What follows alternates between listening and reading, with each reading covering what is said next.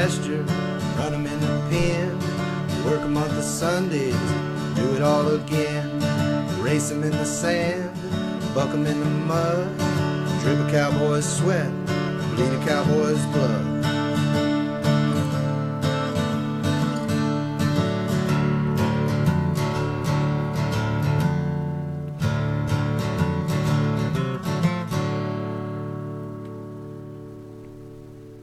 Hi, I'm tie-down roper Tyson Durfee, and you are watching the Pepper Stewart Show. Oh yeah, that's right. You're watching it. You're here. We're here. Everybody's here. Once again for another. Put on another show. Another day, another show. Not another dollar. It's more like another quarter. But anyway, so we're here. Looks different. Different atmosphere going on, and with that, we're gonna do what we do, and that's entertain you folks. Talk about stuff, give you some good information, make you laugh from time to time, and tell you about stuff. But something else been going on, and we've had a lot of folks questioning and wanting to know about things. It's not our norm topic, but we'll dive into it when we feel necessary. From time to time, we'll jump into something that we don't need to jump into, but hey, why not? So stuff's been going on with the flag. The flag's been a big deal for a couple of years. Guns are another issue again. Everybody's all up about guns again. And the media. Is media making it worse? I don't know. So what we did some research. We looked into some things. Let's start off with the flag.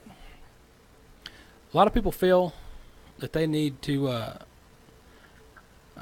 not necessarily disrespect the flag, but disrespect the country. If that makes any sense. So the big uproar is about the guys that when they're going to play a sporting event and the anthem comes on, they want to go lay down and take a nap, or go kneel down and hold hands or whatever. Well, you got your amendments are out there. Yeah, you got freedom of speech. So yeah, if you don't want to stand, you don't have to stand. There's nothing on the book says you have to. People that do stand for the anthem when the anthem is played, that's out of respect for the country. You do it out of respect for the country. You don't do it because the law tells you to. You don't do it because you're told to. You do it as respect. If you respect the country and you're satisfied with the country you live in, and you're living a good life, and you're happy about the way things are going, then you can stand up and be respectful of your country. Especially these guys playing sports. You're making millions of dollars. You telling me you got problems? I mean, you're spending your money wrong. You call me and I'll help you spend your money. How about that? We'll do that. So we did some diving into that deal. Deal, you say? Yes. The U.S. Code 36171, conduct during playing of the national anthem. Now it says you should stand at attention. It doesn't say you have to stand. It just says you should stand. Okay. So if you don't want to stand, you don't have to, but they're saying you should have to. So if you feel like you need to respect the country and you want to stand up and represent yourself in a positive light, then do that. Then stand up. Everybody's protesting about, we're protesting about this, we're protesting about that, and helping this and helping that. Well, for one, the media didn't help out the situation. Media made it worse because nobody covered the national anthem before a football game or baseball game on TV, and none of that was on TV until they started laying down. If your leg hurts, you got to sit down before the game. Maybe you should be playing the game. But TV made it worse because it's ratings. We can get ratings. If we show these guys sitting down, we'll get more ratings, and it worked. That works. In the media stuff, that works. Just like with us, if we got a wreck video, we're at an event and we cover something and there's a wreck, we put on the internet on the show. It gets ratings. That's what happens. People want to see that. So if you want to do something besides sitting down in the grass before a game, go get involved in your community. If you really want to make a difference, just sitting on your butt is not really doing anything. You may be trying to make a statement, but you're not accomplishing anything. If you want to accomplish something, get off your butt, go to the community that you live in, the community that you say needs so much help, and go help your community. Go volunteer your time. Go down to your local rec center, help the kids out. Help with some kids programs or create kids programs. Create some people go pick up trash in your neighborhood. Get a bunch of people together. Y'all go pick up trash in the neighborhood. Do something positive. If you want to be seen as that person doing something, then do something positive and show yourself as a positive person, making an effort. Show by example. Just sitting down in the grass is not an example. You want to lead by example. Get off your butt and go help your community. That's what you need to be doing. All this protesting, this, that, and the other, and everybody's burning their towns down. They're complaining about their community, but then they set their community on fire. Well, that didn't help anything. How are you helping your community? Oh, man. What else is going on? People getting shot. Guns. Everybody's ready to ban guns again. Ban guns. We don't need guns. Get rid of them. You can't get rid of them. It's too late. That ship has sailed a long time ago. You're going to have trouble doing that. Now, should the country done a better job at regulating some things? Yes, they should have. But the deal is, when you go to regulating things like that, you get on a slippery slope. If you start allowing them to ban this or outlaw this or that or the other, then you're getting on a slippery slope of what else they're going to jump on and try to ban next. Everybody's, well, that's our amendment. We got a right. We got a right to have a gun. Well, yeah, you got the Second Amendment, that was adopted back in 1791. All right, think about that in your head. 1791. In this country, 1791. All right, and they're saying, well, yeah, but it's, for a well-regulated militia being necessary to secure our free state and the right. Yeah, well, back in 1971, you lived out in the middle of nowhere, miles from your neighbor. Probably had to deal with Indians because you came and took their property, so they're upset. So you're trying to defend yourself. And there was no police. Yeah, you had no police. There was no police to help you. It's a call. You want to call the cops and have them come, 5 miles down the road on a horse and try to get there in time. That don't work. How you going to call them? You going to call them on your cell phone? No. Well, that's 1791. More than likely you got a single shot musket ball or something going on. So, at that time it was necessary. Now, did we get kind of crazy? Not crazy is the wrong word, or is it the right word? Did we get exaggerated with magazines on the guns? I like the Second Amendment. I carry guns. I have a license that says I can carry a gun. I shoot guns. Now, do I have a gun with a 30-round magazine? No, I don't. I'm not that bad a shot. Some folks are bad shots. They need a 30-round magazine. I don't need that. I shoot pretty good. I don't think I have anything over a 10 shot, and I think that's my pistol. And then some folks tell me, well, why do you have a gun? Why do you need a pistol? Why do you got to carry a gun around? For the same reason I carry a pistol and have guns in my house is the same reason I have a fire extinguisher at my house. In case my house catches on fire, I got a fire extinguisher, I can put it out. I don't plan on my house catching fire. I don't want my house to catch on fire. But if something catches on fire, I got a fire extinguisher there. You know what happened 5-6 years ago? My kitchen caught on fire. We called the fire department, and what happened? I put the fire out with my fire extinguisher before the fire department got there. Funny how that works.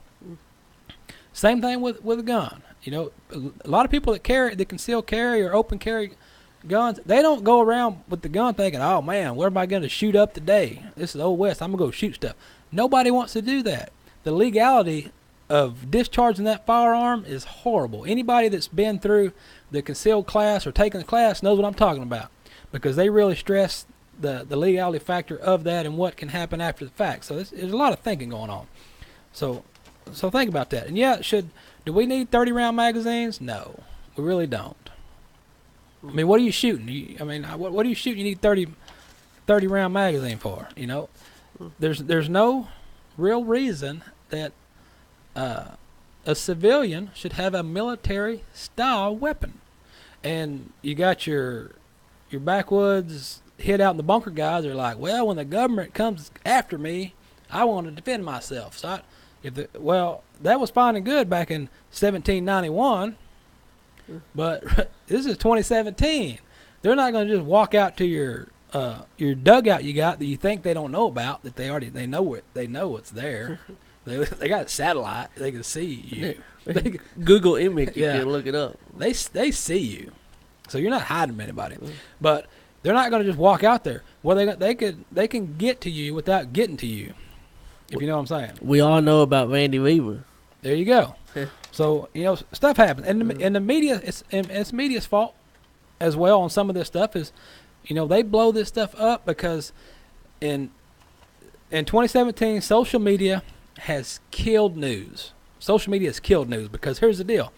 For one, everybody thinks they're a news reporter, and every news station has to want to be the first one out. They think they've got to be the first one to report anything. They don't care if they're right. They don't care if it's correct. They just got to be first. So the quality of news is not what it used to be. Journalism is not what it used to be, and I believe it's social media that killed that.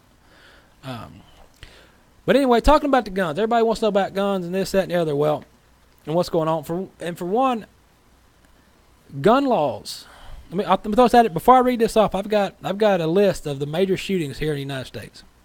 But let me tell you about gun laws. Gun laws work just about like drug laws. Okay, if somebody's going to do a crime and they're going to do something illegal, they don't care what the law is because they're going to break it. Same thing with crackheads, cokeheads. Crack's illegal, coke's illegal, heroin's illegal. But you got people ODing on it. You got people hooked on it. So just because you make something illegal doesn't mean the criminal's going to follow the law. Because that's why they're called a criminal. Think about that. They do illegal things. Why they do illegal things? Because it's illegal. That's why it's illegal and criminal. So with that, let me just run through this because I don't know why somebody mentioned this earlier, but you had the guy, and that's the other thing. Everybody wants to throw names out there and make these folks famous after they do it. Is it TV? Is it movies that's making us more? Violence ain't what it used to be on TV. Back in the old days, you didn't see stuff you see now. So are we getting not necessarily immune to it, but are we getting null to the fact when we see these things? What used to shock us, back in the 60s, 50s, 60s, 70s, 80s, what stuff that would shock us then is everyday stuff now. You just see it and don't think twice about it. And does that have something to do with it? Is it our TV? Is it our video games? Is it what what is it? Or is it a mental thing? Is it mental? Now let me get on this right quick. Some of the bloodiest right here in rank. In Orlando, last year in Orlando, you had a gunman that shot 49 people at the gay nightclub, Pulse nightclub. Then you had Sandy Hook, killed 20 kids, 6 adults.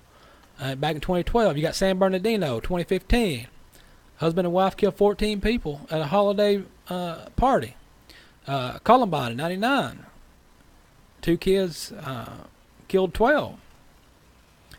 Berman and Rantham there in New York, 13. Somebody killed 13. Fort Hood here in Texas, 2009, killed 13. Washington, D.C., 2013, a guy kills 12. Colorado, 2012, killed 12. Washington, D.C., in October 2002, 13. That was the D.C. sniper, that deal. And back in Oregon, 2015. And you got Charleston, got 9. Waco, back in 2015, that biker gang deal, turf war at the restaurant, got 9.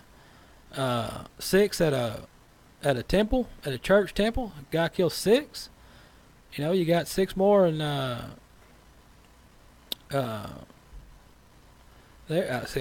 6 here. Amish school got 5. And then in Dallas, matter of fact, we were on the air when this was going down here in Dallas in July of last year when they killed 5 police officers and was trying to get more. I mean, it's ridiculous. And then, reports come out about the most recent guy had bought 30 weapons, pistols, rifles, 30 in the last year. He had bought 30. So they're like, well, isn't there some type of... Nope. There is no database anywhere that tells what you bought. When you go to the gun store to go buy your your gun. They run the background check. Once your background check is passed, that piece of paper gets stuck in a box. Every so often, the ATF or whoever, I think it's the ATF, will come by, or FBI, one of the two. I don't know which. You can probably Google it and find out. They come by, they collect these boxes of papers of people that bought guns, and they go stick them in a warehouse somewhere. I don't know why, being 2017, we don't have a database where you can scan those. Is that part of the NRA's power that they keep that from happening? You know, when people buy, if somebody buys 30 guns, you need to go, man, this guy here, he bought 30 guns. Maybe we ought to call him. Maybe we ought to go talk to him, see what's going on. Are you a collector? You're a gun collector? Are you a dealer? Something. And just check these things out. Because I don't know what they're going to do. It's 2017. We've got the technology we've got now. Everything going on. You're not going to, I know all these people are talking about, well, let's just go and take everybody's guns. Well, that's not going to work. You're not going to be able to do that. It's not as simple as you think it is. And that's not going to happen. So don't do that. Well, then you got people thinking about the end of the war. They need to collect all the guns they can, but when the war goes down, when the end of the war comes, they won't be able to fight back. Yeah. Which I don't know. That ain't gonna work either. That's what I'm saying. They already know where they're at. They know where you are. And everybody wants to say something, do something, and they want to. Everybody wants to send their thoughts and prayers. I'm gonna send my thoughts and prayers to the people over in Puerto Rico that have been hit by hurricanes. They've hit Texas, they hit Florida, they hit and everybody wants to send their thoughts and prayers. Well, that's fine. You can send your all the thoughts and prayers you want, but you also need to do something. And you need to do something about that. Because I've got a cup right here. This cup right here is full of thoughts and prayers. Look at that. Look at that. It helped a lot, didn't it? So go out and do something. And a few folks are doing that. And right here, Bethany Frankel. I don't know who all knows who that is from Real Housewives of New York, and she does some other things too. She's taken private jets and flying 15,000 pounds of supplies to Puerto Rico to help these people out. So along with giving her thoughts and prayers, she's actually helping. They brought 5 planes. They had so far. She had 5 planes go down. $25,000 in Costco gift cards, $25,000 in cash gift cards, 15,000 pounds of water, food, medical supplies. And what they did when they took the supplies down there, dropped them off, on the way back to the U.S., they load up the plane with citizens needing medical attention. So, they had cancer patients, diabetics, people like that. That your medicine's gone, everything washed away. You can't find your medicine. There's no power. I think they still don't have power down there. So they're bringing people back, and they're actually doing something. And along with her, she's doing that. And not only you can go to her website and you can donate if you want to donate directly, because I know a lot of people wonder how charities work. You send to these, when you send money to these big charities, it takes a long time for that to funnel down to the people that really need it. So if you want to do it, you can look up her hashtag Be Strong, or hashtag This Is a Crisis. She's got a T-shirt like that too. You can go buy a T-shirt to show your support, or you can just do donations. If you pull up that hashtag, it'll send you right to the contact info for that deal. Not only is she doing that, Jennifer Lopez, Ricky Martin, and Pitbull among the other stars who are helping out in the hurricane relief. I believe Pitbull was another singer that had sent his jet down to bring people back. So stuff's going on and stuff's happening. So if you want to do something, now's the time to do it. So, oh man, I tell you what. Let me throw a tune out there. Let's get a tune going for you guys, and we'll come back and we'll tell you what where we were at, what was going on the last couple of weeks, and we got a lot of stuff to talk about.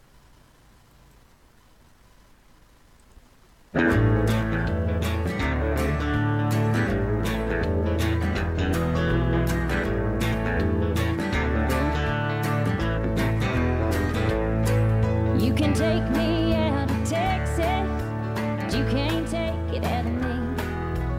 We can go anywhere you want, just get me back there, please. 'Cause Texas is my hometown, and Texas is my sacred ground, and Texas is my heart sound. I stop wandering around Texas bound.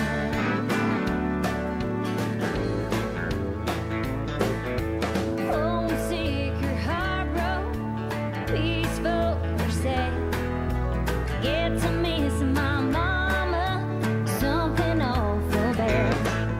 'Cause Texas is my hometown, and Texas is my sacred ground, and Texas is my heart sound.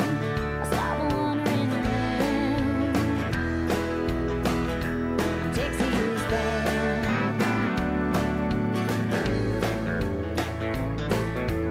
Tubing on the river, fishing in the lake, picnics and blue bonnets and church on Sunday.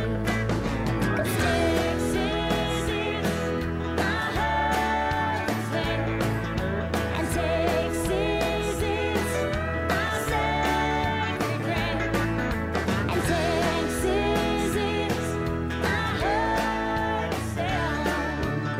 I stop wandering around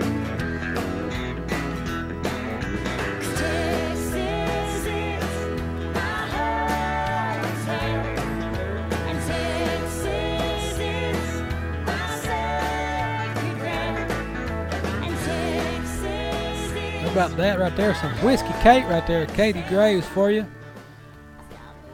Look her up on the interweb net. And with that, see what Tech's got going on over there. Uh-oh. Styling Profiling. Do not forget to jump on to Pepper Stewart Facebook page and enter to win those glasses. We got a Lane Frost hat and a pair of those. Not the ones he's got on. We got a brand new pair in a bag for you that we're going to be giving away. So you do want to get entered for that. It gotta be like me. Or just want to change kind of advice. I'm doing a whole fashion statement right here. I'm trying to, have people catch on. Gotta be patriotic, right? There you go. There you go. American. Americans in America, right? America. That's right. All right, so what we got going on for you, we are going to bring you a guest. Up next, we've got a guest right here. The Horse Holster. For those of you that are riding your horses, we're going to tell you about something. Yeah, we did tell you we're going to talk about some stuff for your horses and for your phones, because everybody's got to have their phone on them all the time. You can't do nothing without your phone. I'm just as guilty as anybody because I've got mine on me all the time, no matter what I'm doing. And with that, right here on the line, we've got Miss Brooke Beers from the Horse Holster. How you doing today? I'm doing well. How are you? We're making it. We're making it. Now, you're down in Florida, so did you have to do an evacuation or any hurricane preparation? I did. I am like 35 minutes west of Ocala. So we originally, and they weren't really sure where Irma was going to go, but I actually made the decision to evacuate myself, my two dogs, and my horse Missy up to North Carolina. I had some friends in Waxhaw, North Carolina, that were kind enough to take me in. So I'm from up north. I'm not a Floridian. I did not grow up down here. So I think when you grow up in Florida, everybody tends to say, oh, no, we got this. We're good. But I'm not from here. So I panicked, and I said, you know what? I'm not going to take the chance. So I actually did evacuate. I had friends that stayed, and thankfully everybody who either left their horses out or chose to put them up at a concrete barn, everybody was safe. Okay. And I know we got lucky in our area. We just had some down trees when I got back, but thankfully everybody made it through okay. Well, that's good to hear. That's good to hear because you never know when stuff like that comes. You know, I was down in Houston No, for. I don't like to mess around with that. Like, I know I had some friends that were like, "Oh, they'll be fine," and I thought, you know what, I'm just not going to take the chance. It took me 9 hours to make the drive, and I stayed for about a week, just over a week, and then, and thankfully I hit no traffic going up, and I hit no traffic coming back. So I think my timing, for whatever reason, was just on, and so it ended up being okay. Well, it all worked out. All worked out for the best. That's what you want. You want that to work out. Yeah. Now tell me about this. We're looking here at this horse holster. You want to tell me a little bit about how you came up with the idea and the story behind it? Sure. It's a fairly new product. I brought it to market December of 2015, and now I'm on my second design. So the original design that I launched with, we have since discontinued because technology, is insane, and phones have gotten bigger and bigger. So even from the time that I started with my first design, I already had to upgrade it and make it bigger so that it would fit, the iPhone 7, the 7 Plus. I personally have a 7 Plus with an outer-box Defender case, so it's huge.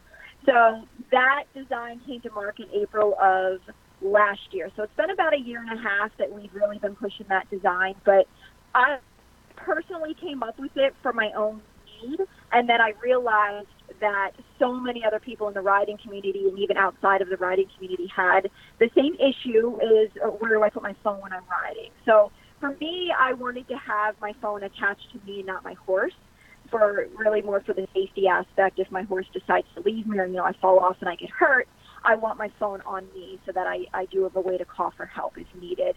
So when I started riding 8 years ago, I used one that was made for a flip phone, and I think it was an armband, and I just stretched it enough to fit around my leg, and that was what I rode with for like the first 5 years. And my phone was like hanging out. I mean, I didn't have a space to put a key or my ID or, my Coggins or any other small items that I might need to ride with. There was no other space, so I had to shove stuff in my pocket. So it really just a couple years ago hit me, and I thought, is there, what are other things that are out there? And so I wanted to design one that was big enough to fit every single phone and case that is out there on the market today, and provide a zipper pocket so you can carry other small items. And that was really it. I made my very first one. I hand sewed my first one, and I'm not a sewer. I have no idea how to sew in a sewing machine at all. So I actually went to my mom and I asked her to teach me how to sew, and I bought a sewing machine and I bought material, and I made my very first one. And at the time, and it just goes to show you how fast technology moves, but at the time I had an iPhone 4, and that was what I was basing it around. So I made one and I wore it, and everybody that I rode with asked me where I got it from, and I said, well, I made it. And they're like, well, can you make me one? And so I realized, if this became a thing where more and more people are gonna be interested in it, I thought, I can't make them all, physically. So that was it. It just happened. It kind of just went from there, and I just ran with it. I found my manufacturer. I started with 3 colors. Now we have 12 solid colors. Right now we have mossy oak as our limited edition color, and we're working on newer designs so that it can fit different places on a person. Right now it's primarily designed to wear on the thigh, and then it comes with a little extra no-slip strap that you can clip up to your pocket, your waistband. It'll clip on top of a belt, and then it can also clip to a belt loop for little support, extra support that way. But it has just gotten so popular even in the year and a half. I have customers now that ride ATVs with it. They go hiking with it. They ride, on motorcycles with it. It's designed primarily more for when you're in the sitting position, but we do have more and more customers that are finding, other things that they like to do with it because they like the placement of it. I have customers that go to Disney World with it, that do their barn chores with it. So, and it's water resistant. It's made out of a flexible, water resistant neoprene. So Okay. I have tested it. I just did a trail ride. I happened to just be out, and we got drenched. And I mean, like, absolutely soaked, and my phone was dry inside. And so it's water resistant that way. You don't want to submerge it, but against rain and everything like that. So it just, you know, kind of just went from there, and I'm rolling with it. We're thinking of other, you know, ways we can upgrade it and different outdoor markets we can go into with it, because I didn't realize, you know, until I came out with it and took all of the feedback that I got from customers, you know, as we sold more and more of them, and we're just adapting it as much as we can. But that's really it. You know, they always say it, when you think of something, it always a lot of times starts with a personal need that you had, and then you tend to realize how many other people were in the same boat and had that same challenge. Right. So tell me about. I'm going to dive more into your website here in a minute, but tell me about this this picture of you here shooting the archery. What's going on there? The mounted archery. You know, I wanted to share that photo because and even on my Instagram, I love to be a huge advocate for it. But we do it down here. I'm sitting in my truck right now because we just got done practicing on that same track that picture was taken on. But I started that, and it is such a niche sport, so I really try and just advocate for it as much as I can for anybody that might have the interest. Maybe they already know archery, ground archery, and, you know, have interest in learning it on a horse or the other way around.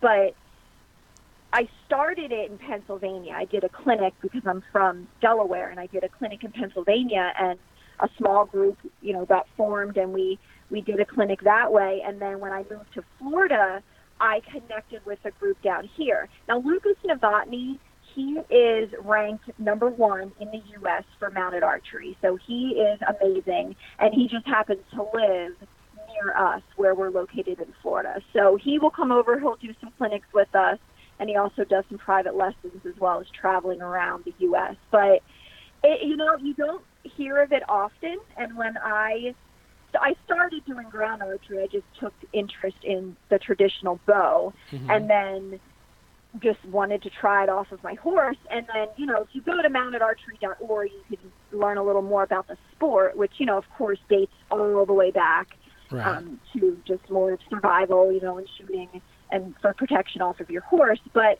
I personally just love the idea of mixing the two.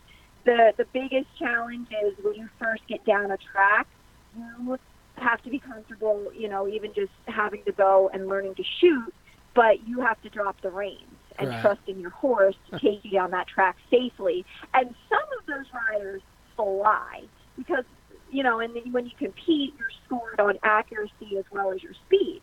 So, I mean, you want a horse that's going to fly down the track, but, you know, you also want to be comfortable and confident when you're shooting at a target at the same time. So it's a very empowering sport, you know, but I love sharing it because it's just so cool. I think even once you take that first step and have the confidence to drop the reins, and you and your horse are doing that together, to me, I just fell in love with it as soon as I started doing it. And luckily, where I moved in Florida, there's a group established here that does it.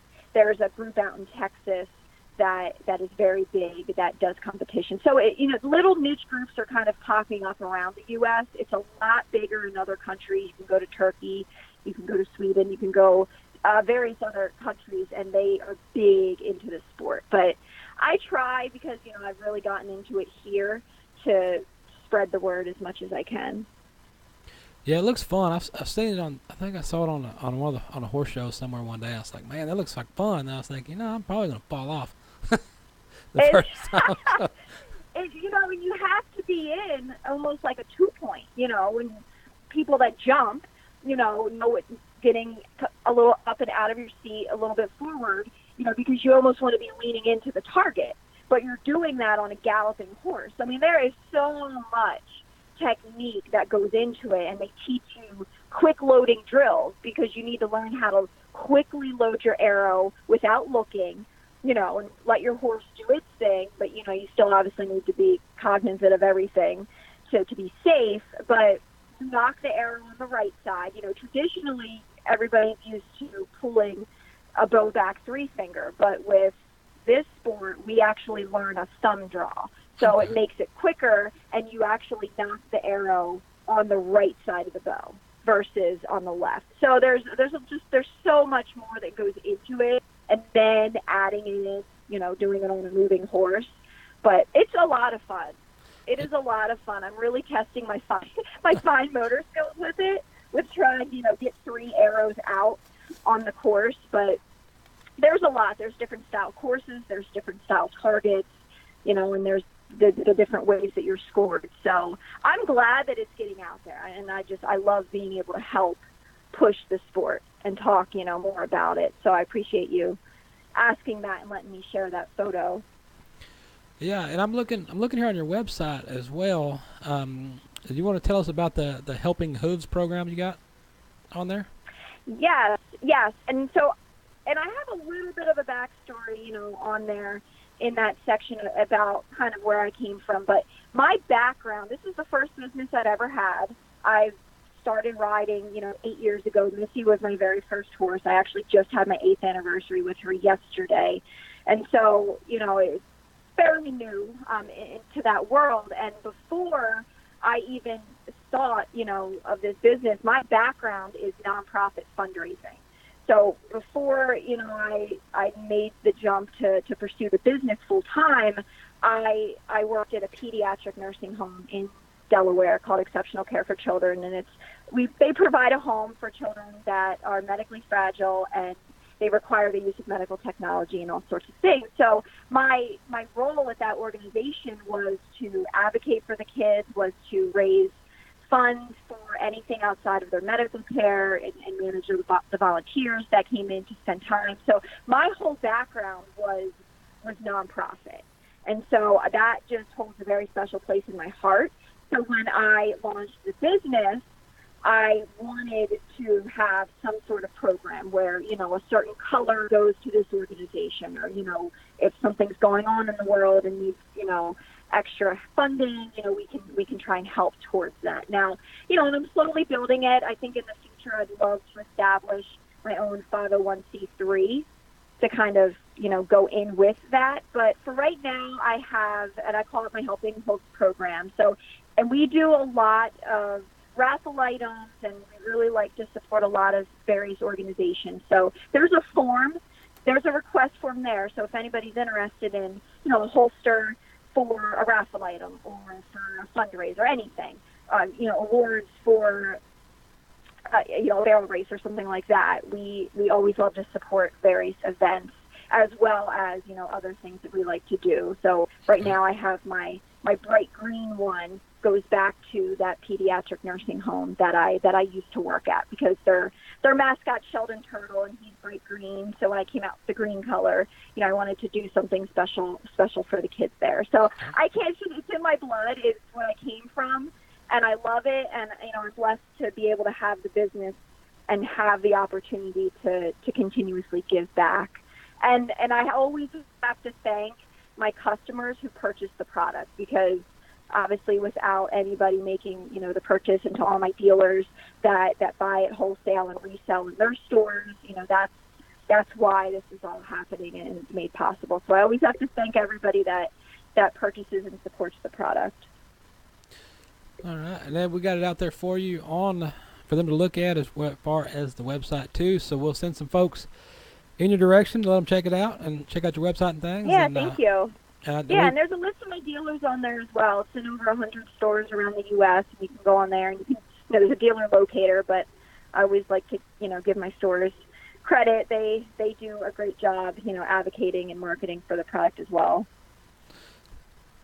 All right. We appreciate your time visiting with us, and good luck with the holsters. And, Thank you. Thank you very much. Yeah. And your riding, we'll be looking forward to seeing some more archery stuff. There's some videos, something we can go watch. You got videos. You got something else we can see some of this. I want to put some more stuff on my website about it. I just haven't had a chance to. I share a lot on my Instagram, so I'll post. I've got a couple of videos of Lucas, and I try and, anybody kind of in that community, I'll try and share their videos too. So you'll see them on my Instagram. And then, okay. Yeah, I do it there. So, but I really appreciate your time. We're doing a Halloween costume contest on our Facebook right now, so everybody's submitting their photos and everybody, the one that gets the most likes wins a free holster, and we're Okay. doing another giveaway on Instagram. So All right, we'll put that out there. We'll put that out there for you. awesome, thank you. And let them know. Well, we appreciate it, and we'll let you get back to it, and we'll see you down the road. Awesome, thank you guys very much. Thank you. All right. How about that? I gotta get me one of those. You need one? I need one. The more Yeah. you talking, the more I think I need one. You need one. I think you do. You don't want to fall off your horse. I done that a couple times. All right. Oh, speaking of, I think, did I mention before or after? But Florida, yeah, she's down in Florida, down there. People want to know where we were gone for a couple of episodes back. So everybody's like, "What happened? What's going on?" Well, every time you gotta go do some stuff. So, Tex was doing some stuff. He was traveling around, hitting some opera Chinging. lands. I was going watching Chinging. I was not Chinging. I was just watching and Chinging. You know? He was Calm down, folks. he's scouting. He's talent scouting. You know, you got to wonder, where does the music come from that we play for you guys? It comes from people all over the place, and you got Tex on the road, every Yeah. weekend looking for talent. I'm scouting for new talent for the show and for my house. New talent. I don't think that. Does that make sense? I don't think they got what you meant by New that. talent for my house. That's for you. Like cut your grass or something. Yeah. House cleaning service, I guess Yeah, you're looking for. Yeah, there you go. That works. That makes more sense. Oh man, we're up on it. Well, let's get back to what we do. Let's do what we do, and let's talk about some crazy stuff. 'Cause we got a lot of crazy stuff for you guys today. We got the hardcore, hard hitting news out first. Now it's time to get cow stuff. We got cow stuff. You got a whole before we get to these crazy stories, you got a whole stack of Texas Southwestern Cattle Breeders Association information for people doing wrong and getting caught.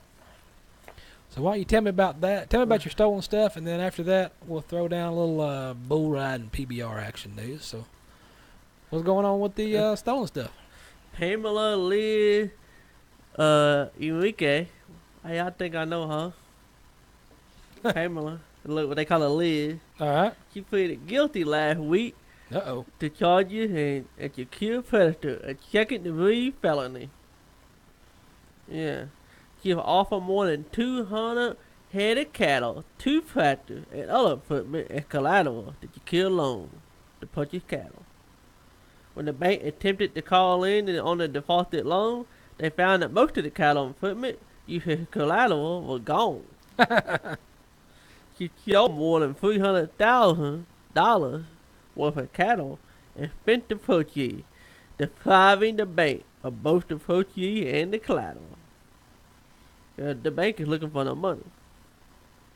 She pleaded guilty on the 18th in a 40th District Court in Wilburger County. You have no proof. No, you're innocent until proven guilty, right? You're probably right. Yep. What else you got? You got the young guy. By the way, that lady was 50 years old, but she knew better. I don't know why they put the ages on there, but they do. I don't know why I'm mad, but this guy, a young guy, he's not even 30 years old yet, so he don't know. He don't know how the water operate. But he does now because he was arrested on third-degree felony, one for theft of livestock. Yeah, the special agent with you report that 6-headed cattle were stolen from the property. The perpetrator gained access through an unlocked gate. What? How, if an unlocked gate, do you really gain access? You just opened the gate.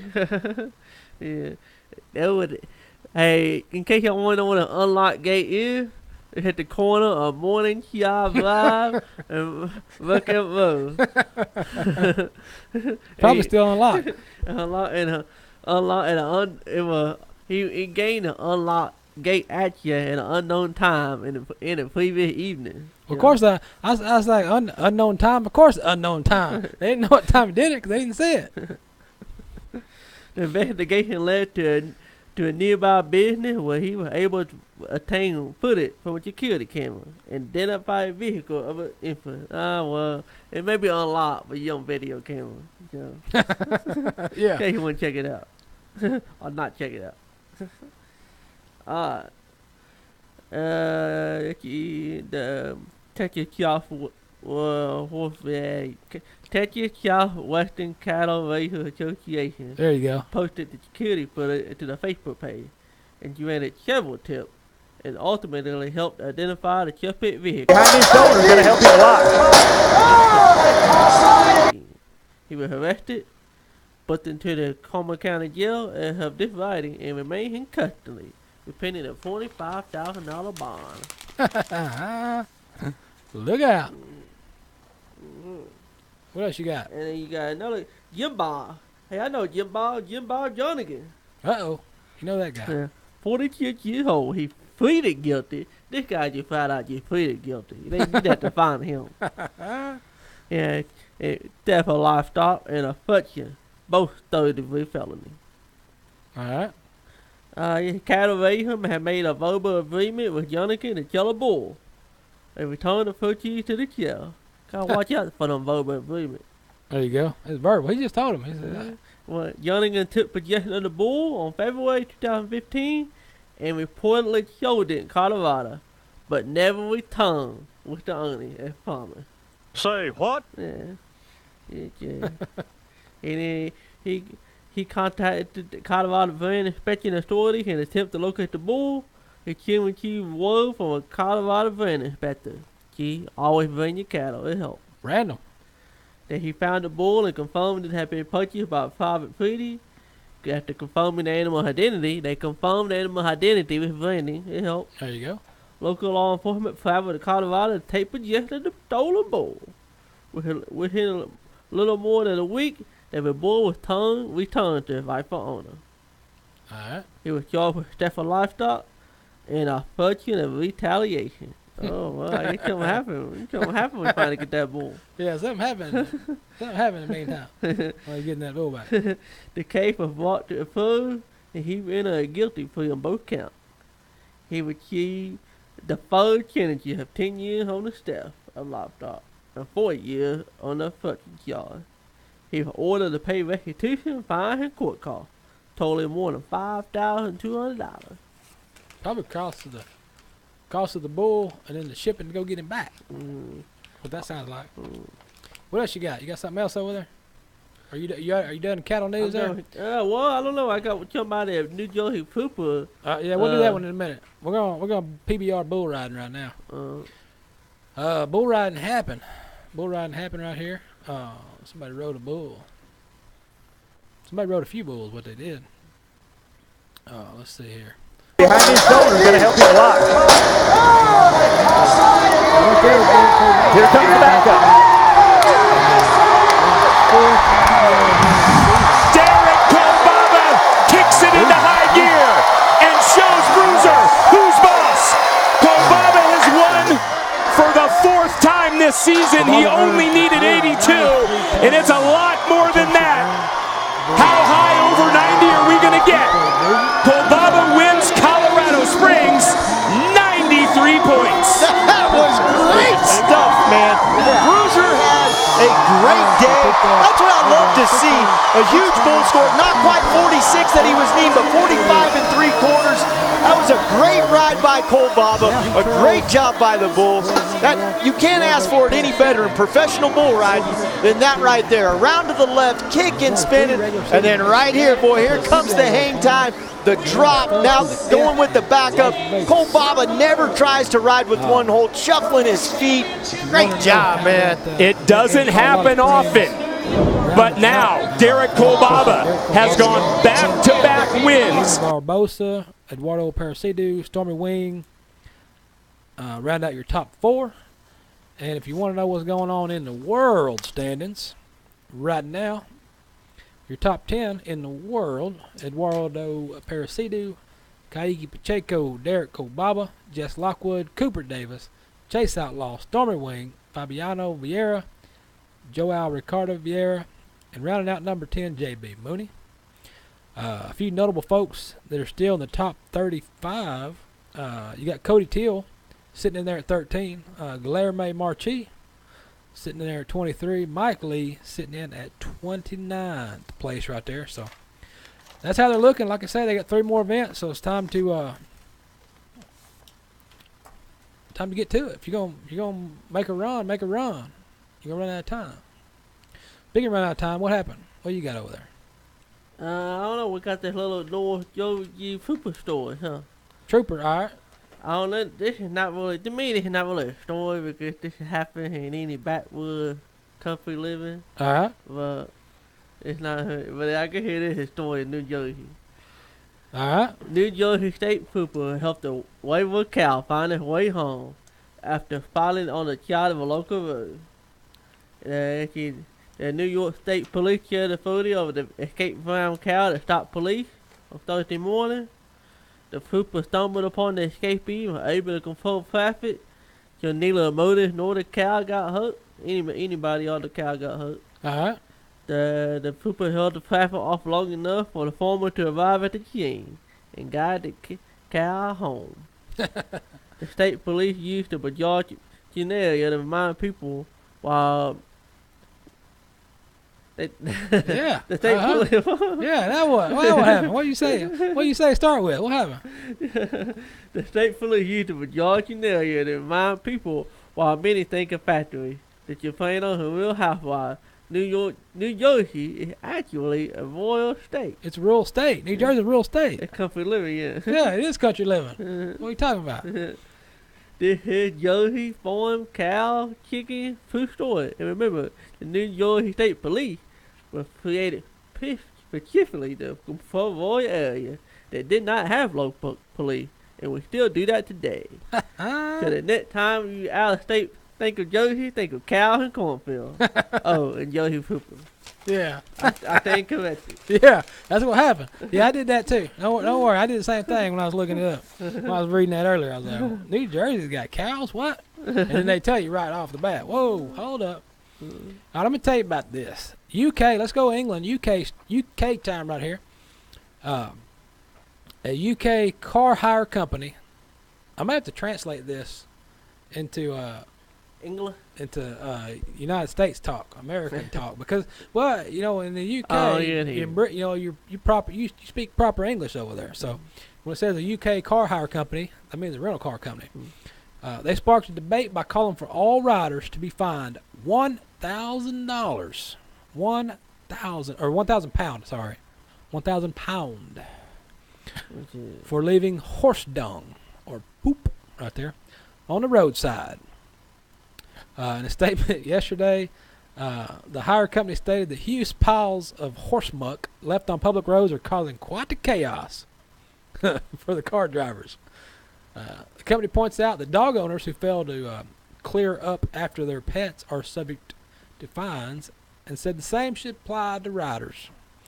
The spokesman said that horses can leave an extraordinarily amount of mess on the roads compared to a dog. So why should they be exempt from any fines that dog owners face? And the funny thing about dogs is when we was over in the UK, they have little stands all over the towns, little stands there, and it has a picture of a ferry on there, and it says, "There is no dog poop ferry. Pick up your stuff." And they got little bags there. You can pick it up and go put them in there. So I thought it was funny. I got a picture of it somewhere when I was over. I thought it was funny. Let's see.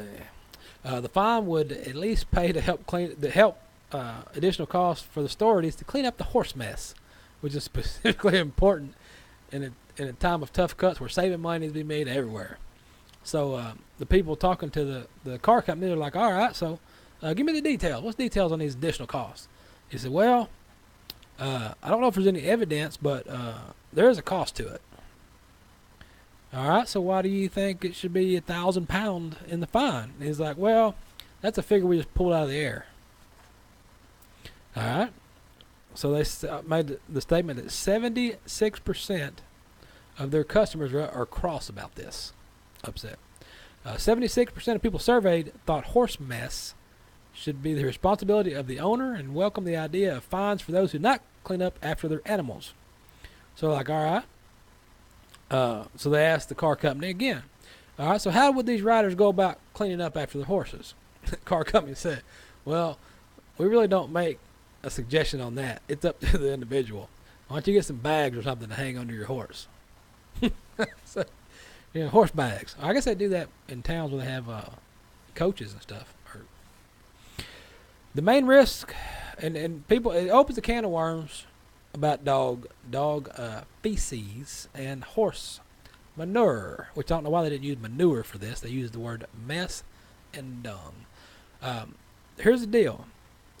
The risk of the public health from dog feces is toxicrosis something or another, which is an infection caused by roundworms that can be transmitted to humans. There is no risk to the public health from the poop of a healthy horse because it's just chewed up grass. So, that number I was looking for a while ago is on the back of that paper. So, yeah, pick up your poop. But, for those that's never traveled across the country over there, they don't have places to ride horses like you do in the United States, where you can go out to you got a 100-acre pasture that you're on a 100-acre pasture, 500-acre pasture, 1,000-acre ranch, whatever you run your cows. You can ride your horse wherever you want to. Well, over there, they don't have the land like you do here. So a lot of these horses are kept in barns. They stay stalled up in barns and in small pens where, a big place over there, a big horse place over there where they got a bunch of horses, 5 acres, 6 acres, you think it's a huge place. And so they have to ride on the roads. And we've seen them ride on the roads when we drive around over there. They ride their horses down the road. Because another big problem over there is the people not slowing down for the horses.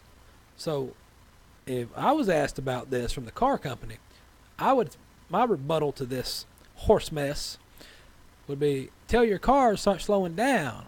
That's why we're leaving these horse piles on the roadway, to slow down your cars.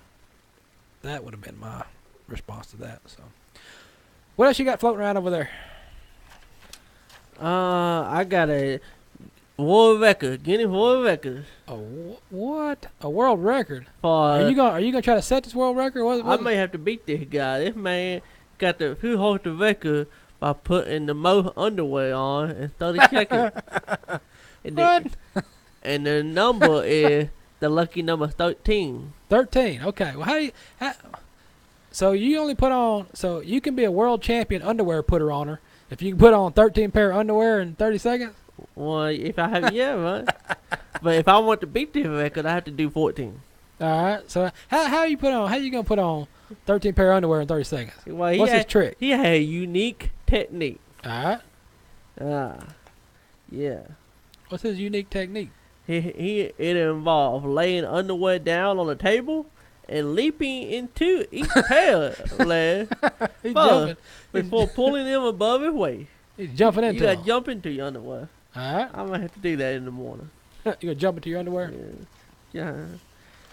After continuous leaping several inches off the ground, he successfully placed all 13 undergarments on his waist and raised his hand in triumph. Yeah! All right. Good deal. He won the Super Bowl. Good deal, Lucille. Yeah. He claimed the 30-second record for an individual. There are separate categories for a different time limit, participating in a team of 2. All right. So, this is not the only category. All right. So you can enter up in this deal. All right. Yeah. Good deal. Yeah. You can go for a different time. You don't have to go for 30. You can go for a different time if you want to. And you can do it with a team. Team up. Team up underwear putting on her. Yeah. Now, did they start with one on already when they start filming this, or how's that work? You're gonna have to have one on already, so you can't count that one, right? No, I don't know. I might have to. You got to look into this. While you figure this out, I'm gonna tell you about this. Google that. You Google that. I'm gonna Google this. Here we go.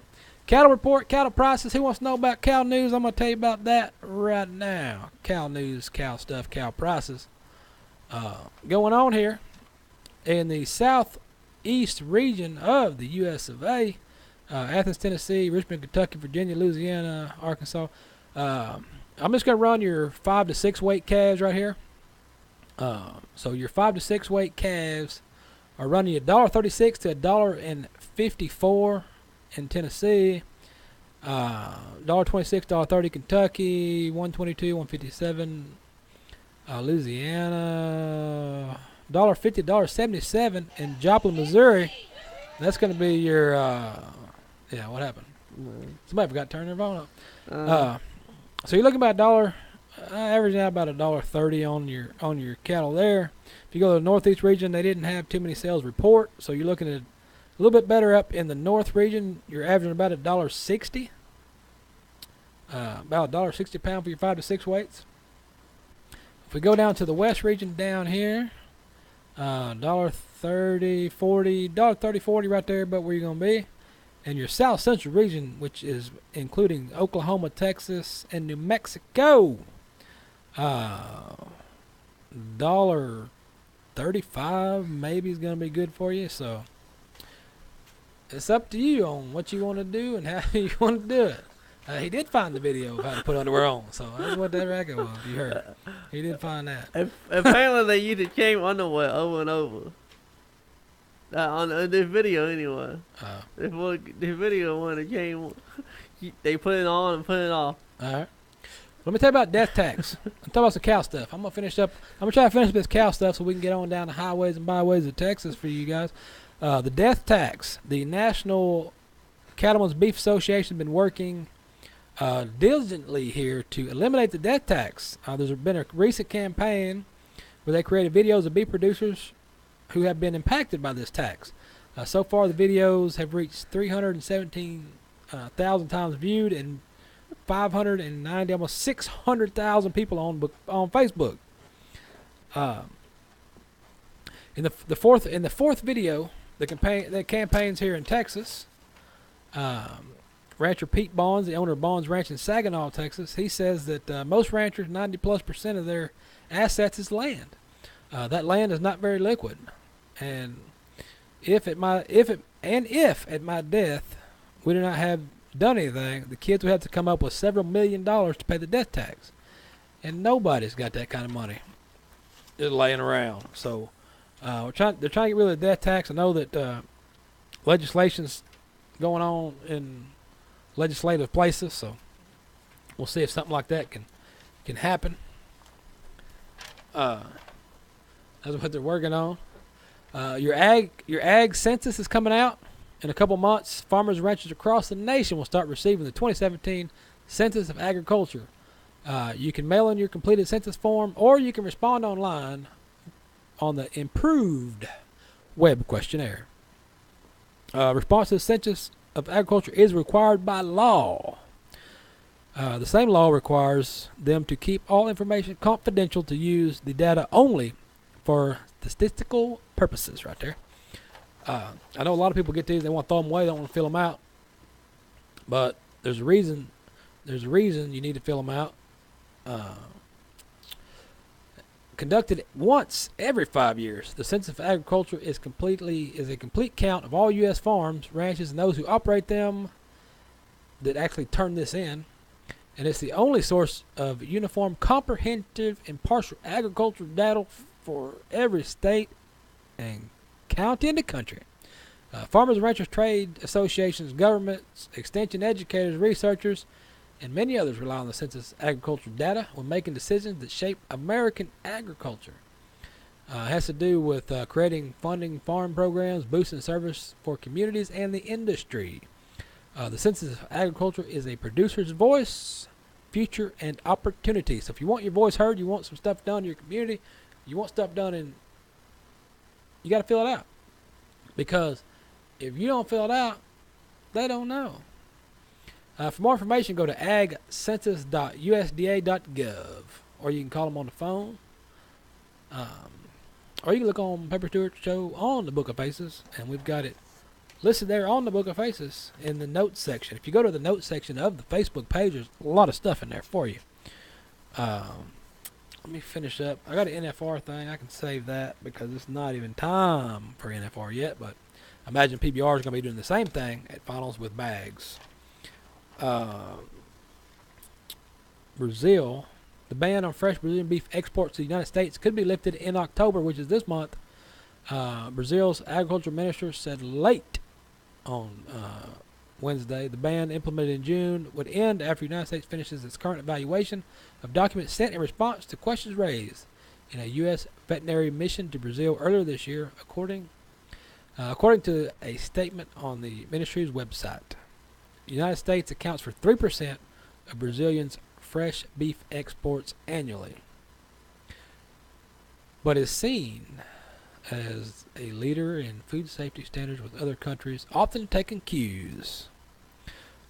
Brazil exported $150 million worth of processed beef to the United States in the year through August. So that's a lot. I was going to tell you about loading your trailers and hauling your cows, but I can save that one as well. You got another story over there? We need to jump on right quick before we get on down the highway. I got a Grave. monument that went had an inappropriate language. Let me tell you something about a monument with inappropriate language right now. You guys see the news where they're taking all these Confederate monuments down all over the United States, or taking them down. Let me tell you something. I didn't even know there was a such thing. So that shows you how much attention I paid to it. So I'm just wondering who was it thought this up? Hey, let's go tear these things down, because I didn't even know there was any. All right, so what's going on? On that note, I just want to know what they find to affect their fun. That's the There's yeah. going on in the background. We were talking about monuments. Yeah, that's how the government works. They push an agenda so they get everybody fired up on one thing, while they push some other stuff through, because you're not paying attention. You're too busy worrying about stuff that you didn't even know was there. Because I didn't know. Anyway, a counselor in England declined the grandfather's request to have a line from a poem he wrote on a gravestone. What? They claimed it had inappropriate language. Inappropriate? Well, they do speak proper English over there. The inappropriate language they wanted on the tombstone was the little bugger did his best. The little bugger did his best. Okay. What's wrong with that? But apparently that request was denied. Can we even say that? We're on the air in England. Can we say bugger? Can we even say that on the air? Are we going to get fined by the Bugger Association? The word bugger was not acceptable in a public ceremony. I don't even know what it means. I'm going to get a fine for something I don't even know what it means. We understand the sentiment here and the functional memory involved for the family, but this is not appropriate language for it to be placed in a public cemetery. Well, I'll be.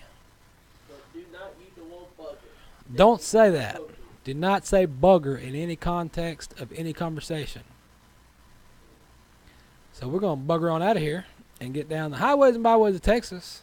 It's time for us to do that. We will catch you guys on the next one. As always, go to pepperstewart.com, look around, and see what's going on the interweb net. For some reason, that whole story you just read didn't even have the volume up. So if they missed your whole story about the bugger because the volume wasn't even up. Good, man. I just Googled the word buggle. Yeah? And it ain't inappropriate. It was a good thing I didn't say it a bunch of times. I think we better get out of here, because I think your mic was dead for that. So I don't think they even heard your story. No, I heard about bugger being inappropriate. No. Well, good. Don't use the word bugger. More of the story. And in England, you can't put on your cemetery stone. I don't know what you guys heard, what you didn't hear. So anyway, we got to